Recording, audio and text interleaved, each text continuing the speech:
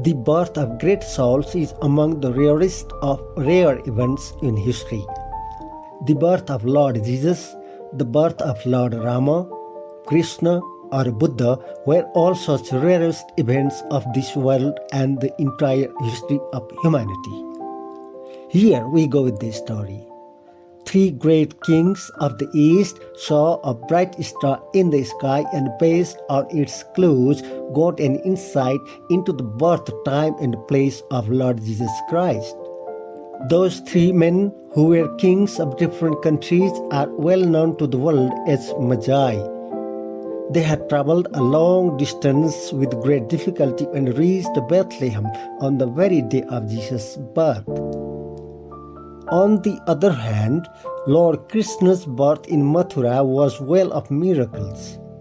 His maternal uncle Kamsa, who was dead set to kill him, had posted so many armed guards to take Krishna to him immediately after he was born. But this was simply not to be because fate had planned otherwise.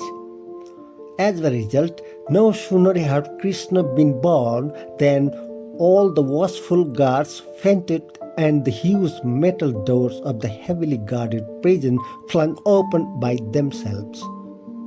And then Father Vasudeva was able to cross the flooded Yamuna river to take Krishna to Gokul safely overnight. The birth of Lord Rama was no less surprising in itself. His birth was the end result of many divine causes and purposes. Can anybody even imagine all three queens becoming pregnant just for eating rice pudding and giving birth at exactly the same time to four noble princes, of whom Lord Rama, honored as Maryada Purushottam, the best amongst men, was the eldest? A similar incident happened during the birth of Lord Buddha. The event is not only interesting but also highly inspiring and educational to all. A great sage living in the Himalayas had suddenly an insight into the birth of Buddha. His name was Kaladevalla and he had made higher level of accomplishments through yoga and meditation. With his inner eye, he could see that a great soul was born as the son of King Shuddhodana in Kapilavastu, Nepal, and he was very happy about that.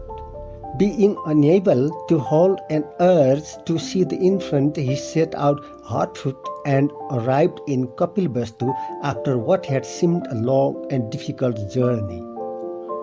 He then went straight to the palace. Siddhartha's father, King Shuddhodana, felt greatly honored with the presence of such a great sage in his palace and greeted him with respect due to him. Congratulating the king on the birth of the noble prince, he took no time to disclose his innate desire to see the newborn first. Siddhartha was brought before the sage. The sage found that the divine child was endowed with all 32 marks of greatness that are unique characteristics of all divine souls or great emperors. The sage could see that the baby's face was lit with a divine glow.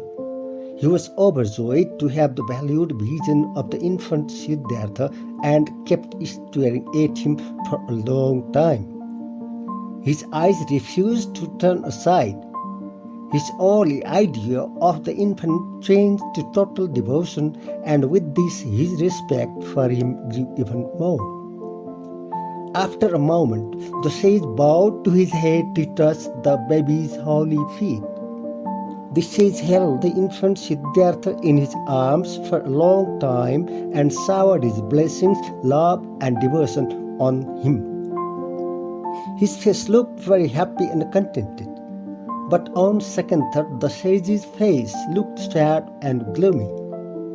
It seemed as if he was about to burst into tears. King Shuddhodana noticed the change on the sage's face and was worried and scared. He thought something unfortunate might befall the child Siddhartha. Hesitantly, he asked the sage about it. The sage explained, "King, You are the most lucky father to have this child for your son. There is no reason for you to get worried. This is not an ordinary child but a great divine soul.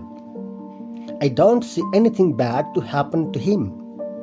I am both happy and sad for my own personal reasons. I am happy that I have this opportunity today to see such a great soul in its childish stage though. This is a precious moment and experience of my life. But I am also sad because this child shall one day become Buddha, the enlightened one, and spread his light far and wide. Alas, I shall not see him in that fully developed form. I will be long dead by then and this cannot be helped. Om Namo Bhagavato Arahato Samma Sambuddhassa. Radhe Krishna. Jai Sri Ram. Amen. Thank you very much.